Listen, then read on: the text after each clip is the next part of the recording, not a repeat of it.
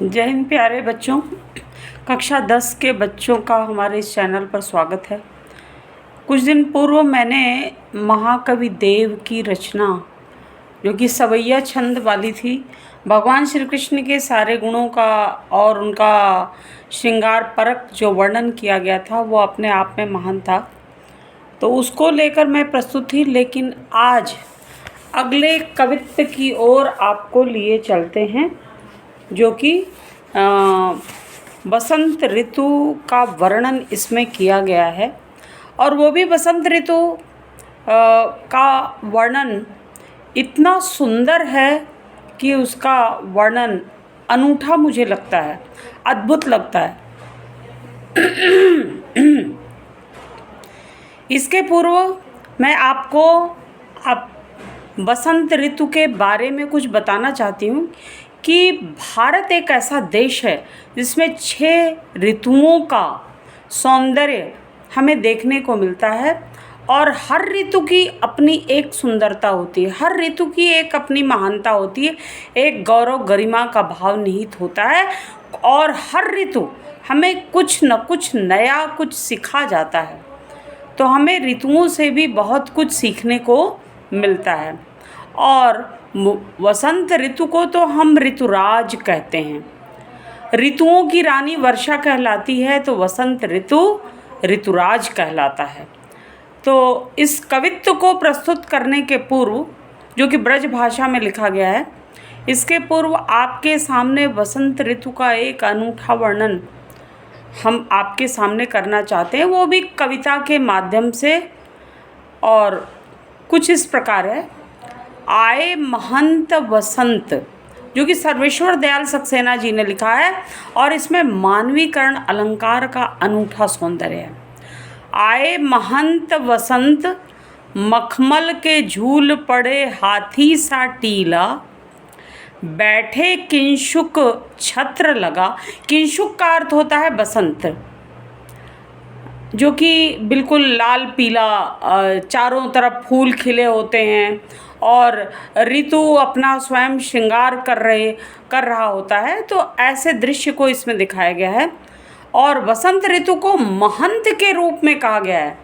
कहते हैं साधु सन्यासी जो होते हैं ना, उनके एक मठाधीश होते हैं, महंत होते हैं। तो वसंत को इसमें महंत के समान दर्शाया गया है। आए महंत वसंत, मखमल के झूल पड़े हाथी सा टीला, बैठे किंशुक छत्र लगा, बांध पाग पीला, पाग मने पगड़ी, चंवर सदृश मने पंखा, चंवर सदृश डोल रहे सरसों के सर अनंत, आए महंत वसंत। कहने का अर्थ ये है कि वसंत ऋतु के आते ही चारों तरफ हमारी धरती हरी भरी हो जाती है, और चारों तरफ अमलतास के पेड़ और सभी वृक्षों पर सुंदर फूल खिल उठते हैं। और खेतों की सुंदरता तो अत्यंत शोभनीय जान पड़ती है, अत्यंत सुंदर प्रतीत होती है। जैसे कि सरसों का खेत, सरसों के खेत में आप देखेंगे तो यत्र तत्र सर्वत्र वसंत ऋतु में पीले रंग के पुष्प खिले दिखाई देते हैं।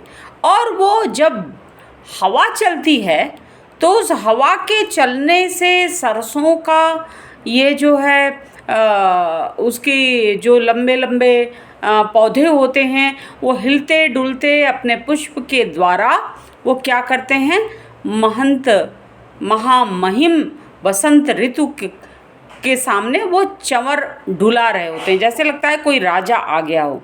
तो चंवर सदृश डोल रहे सरसों के सर अनंत, आए महंत वसंत। और इसी प्रकार वसंत ऋतु के प्रारंभ होते ही आपको एक नया परिवर्तन दिखाई देता होगा, और दिखाई देता है हम सभी को। यह एक सार्वभौमिक सत्य है कि चारों तरफ ये जो ऋतु है ना, पूरी प्रकृति है ना, अपना श्रृंगार कर रही होती। तो पुराने पत्ते झड़ जाते हैं, पुराने पत्तों के झड़ने से और बेसुध हवा के चलने से उसमें एक विशेष प्रकार की ध्वनि सुनाई देती है। खड़ खड़ खड़ताल बजा नाच रही बेसुध हवा, डाल डाल अलिपिक के गायन का बंधा समा, तरु की ध्वजा उठी जय जय का है न अंत, आए महंत बसंत। खड़ खड़ खड़ताल बजा, वो खड़खड़ खड़खड़ जो पत्ते करने लगते हैं और हवा अपने बेसुध होकर हवा चल रही होती है और चारों तरफ जो पत्ते गिर जाते हैं उनमें पुराने पत्ते जो पीले हो जाते हैं और निष्क्रिय हो जाते हैं, लेकिन हवा के चलने से ऐसा लगता है कि वो करताल बजा रही होती है। और वृक्षों पर ये जो अलिपिक यानी कि भौरे और कोयल, वो लोग अपने मधुर ध्वनि से गान कर रहे होते हैं। डाल डाल अलिपिक के गायन का बंधा समा, कोयल अपने मधुर ध्वनि में गान करने लगती है और भौरे चारों तरफ गुंजायमान होते हैं। नए नए पुष्प जो खिल जाते हैं उन पुष्पों के ऊपर भौरे दिखाई देते हैं। तरु तरु की ध्वजा उठी और सभी वृक्ष जो ऊंचे विकसित हो जाते हैं तो उन तरुओं पर वो एक विशेष प्रकार के पुष्प जैसे आम की मंजरियाँ वो उसमें खिल उठती हैं, तो और भी वृक्ष अपना विकास कर रहा होता है और वो गगनचुंबी हो जाता है। देखने में ऐसा लगता है कि बसंत ऋतु का जयगान चारों तरफ वो कर रहे होते हैं और सुंदर सुगंधित हवा मलयागिरी से चलने वाली वो चंदन के सुगंध से सुगंधित होकर सबको मन वो क्या करती है, अपनी ओर आकर्षित कर लेती है। तो इस प्रकार बसंत ऋतु का सर्वेश्वर दयाल सक्सेना जी ने भी बड़ा सुंदर वर्णन किया है। अब हम आपको लिए चलते हैं महाकवि जो रीतिकाल के देव कवि हैं, उनकी अनूठी रचना आपके सामने प्रस्तुत करने वाले हैं। वो है कवित्त। छंद कौन सा है? कवित्त। और भाषा इसकी क्या है? वो ब्रज भाषा है। यह जो आपके सामने मैंने कविता आपके सामने बताई आए महंत बसंत, वो खड़ी बोली में है, लेकिन ये ब्रज भाषा, खड़ी बोली से पहले हमारी जो हिंदी भाषा थी वह ब्रज भाषा में बोली जाती थी। तो उन्होंने एक अलग कल्पना करके मानवीकरण अलंकार के माध्यम से प्रकृति का जो मनमोहक दृश्य प्रस्तुत किया है वो कुछ इस प्रकार है। डार द्रुम पलना बिछौना नव पल्लव के, इसका आपको वो जो सारांश है वो यह आपको हम बता देना चाहते हैं कि ये जो कामदेव जी हैं, मदन, वो प्रेम के देवता कहलाते हैं। कामदेव के पुत्र के रूप में बसंत ऋतु को इसमें दर्शाया गया और सर्वेश्वर दयाल सक्सेना जी की कविता को महंत के रूप में दर्शाया गया। ये दोनों में आप दोनों में अंतर देख सकते हैं, लेकिन भावनाएं दोनों की एक हैं। डार द्रुम पलना बिछौना नव पल्लव के, ऐसा लगता है कि ये जो कामदेव के पुत्र हैं बसंत ऋतु, वो छोटे बालक के रूप में हैं। तो जिस प्रकार घरों में छोटे बालक के पालने को वो बहुत ही सुकोमल मखमली छोटा सा गद्दा बिछाकर उनको हिलाया डुलाया जाता है, उनको प्रसन्न किया जाता है, ठीक उसी प्रकार ये जितने भी वो पेड़ पौधे हैं उन पेड़ पौधों पर नए नए सुंदर सुकोमल पल्लव यानी कि पत्र, वो पत्ते बिछ जाते हैं।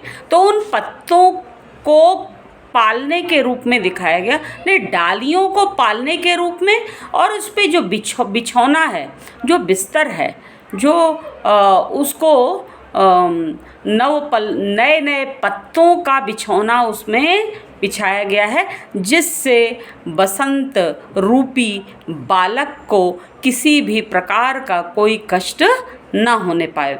और वो पालना जो है वो कैसे हिलडुल रहा है, क्योंकि बेसुध हवा चल रही है और वो नन्हा बालक उस पालने में विराजमान है।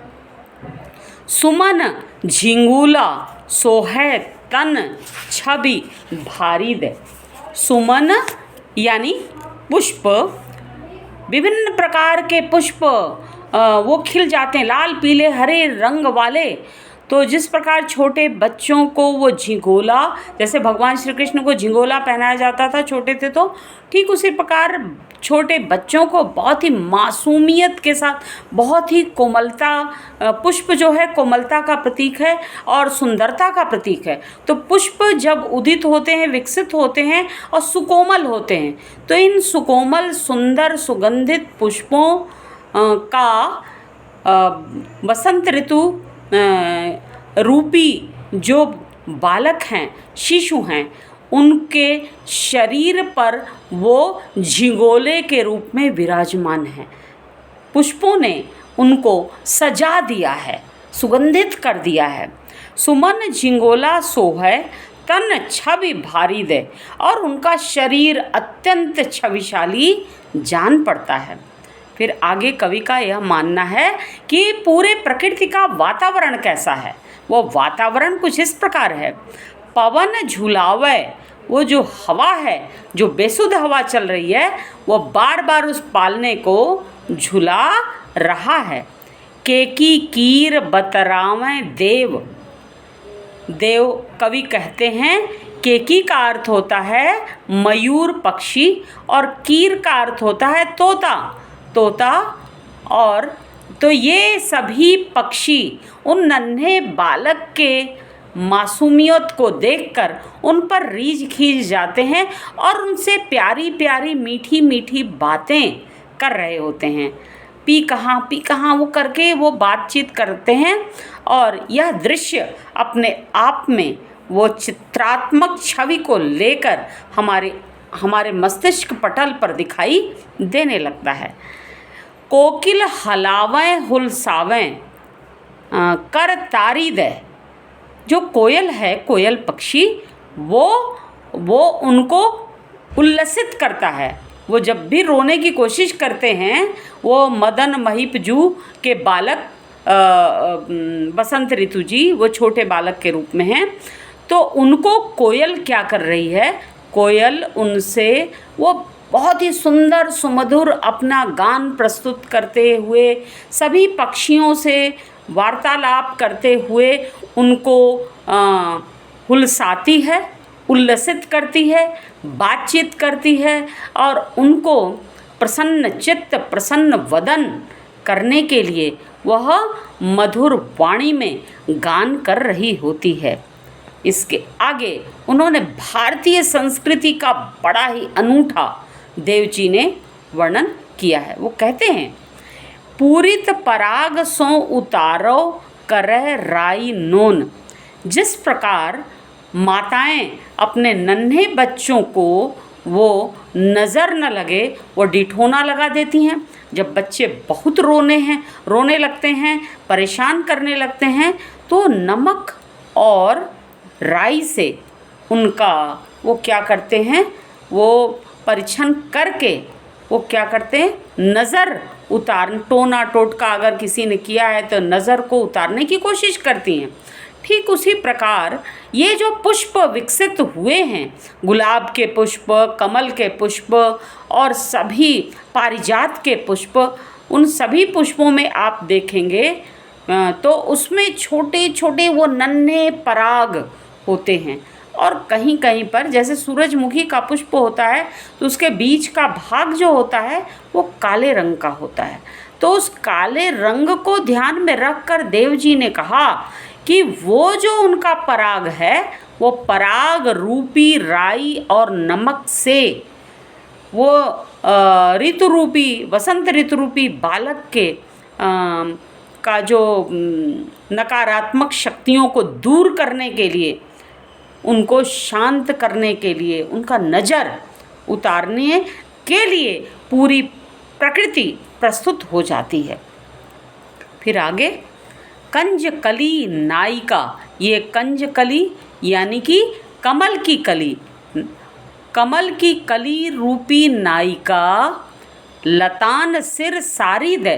वो क्या करते हैं कि वो जितनी भी इसमें कमल के पुष्प को कहा गया है, वो कहने का तात्पर्य है कि केवल कमल की कलिकाएं नहीं, हर पुष्प की कलिकाएं जो खिलती हैं, वो जैसे सोन जूही की लता होती है, वो लता वृक्षों पर चढ़ जाती है तो और चारों तरफ पल्लवित और पुष्पित होती है, तो ऐसा लगता है कि वह कंजकली रूपी नायिका है और उसने अपने नव पल्लव से अपने सिर को ओढ़कर, ऐसे ओढ़कर अपने सिर पर साड़ी को रख दिया है।